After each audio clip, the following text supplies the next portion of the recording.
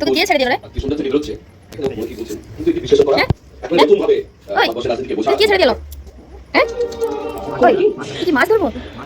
হ্যাঁ? দিদি এখানে কি করছো? যখন আমার করা পাপ তুমি কি ভয় দেখে ওই লবাই নাম কি বলতো? আছে ধরো না।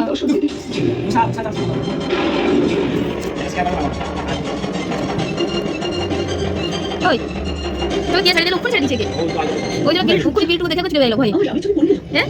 বিলটু বিলটু এই যে অশুভ শব্দ কিন্তু শুনছো দিদি এই ঘরে ঘর ঘরে কে? কিন্তু তুমি এরকম ভাবে কেন খাচ্ছো? বাবা তুই কি খাও? হ্যাঁ? মনুষ্য যখন বিপরীত পরিস্থিতিতে বন্দী হয়ে পড়ে কি রে? তখন তার নিজের মনই তার শত্রু হয়ে ওঠে। তো কিসের জন্য লঙ্কায় যাওয়া? আমি লঙ্কায় আক্রমণ করতে চাই চেষ্টা। ঘরে দরজা বন্ধ। আমি রাবণের ঘরে দরজা বন্ধ। ধ্বংস করে দিতে চাই। আমি নাও কি? যে রাবণ নিজের প্রাণ বাঁচানোর জন্য যুদ্ধ করে পালিয়ে যান। আর তাকে দেখো। আমি লঙ্কায় প্রবেশ করে হ্যাঁ? রাবণকে যুদ্ধে আহত করতে চাই। এইভাবে আমি কে? বশবর্তী হয়ে কোনো সিদ্ধান্ত নেওয়া ঠিক হয় না। প্রভু লক্ষণ যথার্থ বলেছেন। কে? হতে পারে যে ওই রাবণ লঙ্কায় আমাদের অপেক্ষায় রয়েছে। প্রভুনন্দন আমার বিলটু আগে দেখা হয় জগন্নাথ মহাশয়ের কথা আমাদের শোনা উচিত। আর রাবণের কথা আমাদের বিশ্বাস করা উচিত নয়। এটাই সত্যি। জয়লাভের জন্য লঙ্কেশ যে কোনো অধর্ম করতে পারে। তাহলে কি আমরা রাবণের প্রতীক্ষা করতে থাকবো নিশ্চয়? প্রতীক্ষা তুই কি খাও? সংযমের আরেক মুড়ি খাও মুড়ি খাও।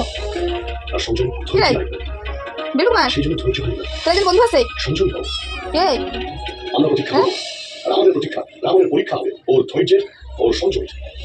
এদিকে ঘোর এদিকে ঘোর এদিকে ঘোর রাবণ যা আমায় বলতে চায় তুই শুধু বিলটু দিকে মে করছো। ওর মৃত্যুকে এড়াতে পারবে না কিছুতেই পারবে না। তার জীবন পঞ্জিকায় মৃত্যু যোগ দরকার। রামের জীবন পঞ্জিকায়